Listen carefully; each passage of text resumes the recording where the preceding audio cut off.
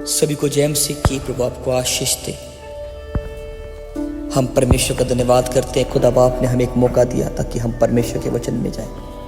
आइए हम भजन संहिता की किताब उसका 91वें अध्याय पढ़ेंगे। जो परम प्रधान की छाए हुई इस जगह में बैठा रहे वह सर्वशक्तिमान की शरण में ठिकाना पाएगा। पहले वचन को जब हम पढ़ते तो यहां पर लिखा है जो बैठा रहे। बैठा रहने का मतलब, हालेलुया मेरे प्रियो, बैठे रहने का मतलब है जो हर वक्त प्रभु के साथ संगति करता है, जो हर वक्त प्रार्थना करता है, जो हर वक्त प्रभु पर भरोसा रखता है। चाहे तकलीफें आए, चाहे कलेश आए, वो तब भी परमेश्वर का धन्यवाद करता है और परमेश्वर पर संपूर्ण रीति से विश्वास करता है।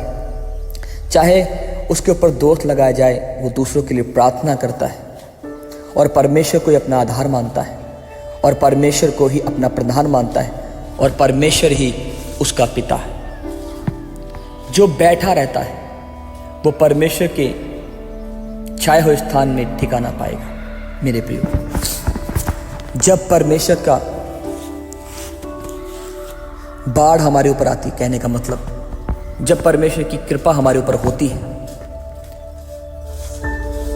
तो कोई भी चाहे कलेश आए, चाहे उपद्रव आए, कुछ भी आए, वो हमें हरा नहीं सकती, क्योंकि परमेश्वर हमारे इर्द गिर्द और हमारे चारों ओर अपनी बड़ा लगाए रहता है। परमेश्वर हमें आनंद की भरपूरी देता है। परमेश्वर हमें हमेशा की शांति देता है और ये शांति संसार का सुकून नहीं, ये संसार की आशीष और बरकत नहीं, ये बड़ा महल नहीं है, ये दौलत और शोहरत से नहीं मिलती, बल्कि ये परमेश्वर के चरणों में बैठने से मिलती है। और प्रभु हमें इसमें बढ़ाना चाहता है। प्रभु चाहता है कि हम उसके छाए हुए स्थान में बैठे रहें और शैतान नहीं चाहता कि हम इस छाए हुए स्थान में बैठे रहें। वो हमें परमेश्वर की उस अनंत शांति से हटाना चाहता है। वो हमें परमेश्वर की उपस्थिति से हटाना चाहता है, क्योंकि उसे पता है कि जो व्यक्ति उसकी उपस्थिति में और उसके छाए हुए स्थान में बैठा रहेगा वो व्यक्ति बचाया जाएगा। इसीलिए शैतान हमें परमेश्वर के छाए स्थान से निकालना चाहता है, हमें परमेश्वर के पवित्र स्थान से निकालना चाहता है। लेकिन मेरे प्रियो, बाइबल कहती है जब हम इसी तरह से बने रहते हैं, इसी तरह से हम धीरज रखते हैं, तो परमेश्वर किले की तरह काम करता है। जब आप नीचे पढ़ते हैं तो यहाँ पर लिखा है, मैं यहोवा के बारे में कहूँगा कि वह मेरा शरण स्थान और किला है, वह मेरा परमेश्वर है, मैं उन पर भरोसा रखूंगा। जब आप पढ़ते हैं यहाँ पर लिखा है वो मेरा किला। मेरे प्रियो, जब आप हार नहीं मानते, जब आप शैतान के भरमाए में नहीं आते और आप यहोवा पर भरोसा रखते हैं, तो वो हमारे लिए किला बन जाता है। पुराने समय में आप देखोगे कि कितने बड़े बड़े महल होते थे और उन महल के इर्द गिर्द बहुत बड़ी दीवारें होती थी, जिन्हें नांगना भी बहुत मुश्किल है, जिन्हें तोड़ना भी बहुत मुश्किल है।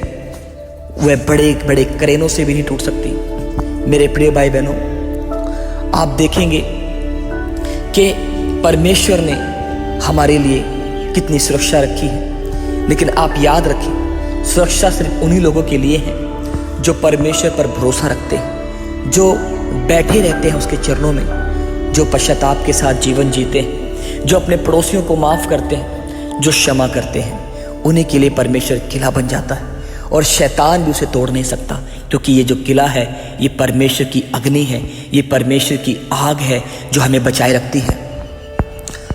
हालेलुया। आगे जब हम पढ़ते हैं वहाँ लिखा है, वह मुझे बहेलियों के जाल से और महामारी से बचाएगा, वह तुम्हें अपने पंखों की आड़ में ले लेगा और तुम उनके परों के नीचे शरण पाओगे। उनकी सच्चाई तुम्हारे लिए ढाल और जिलम ठहरेगी।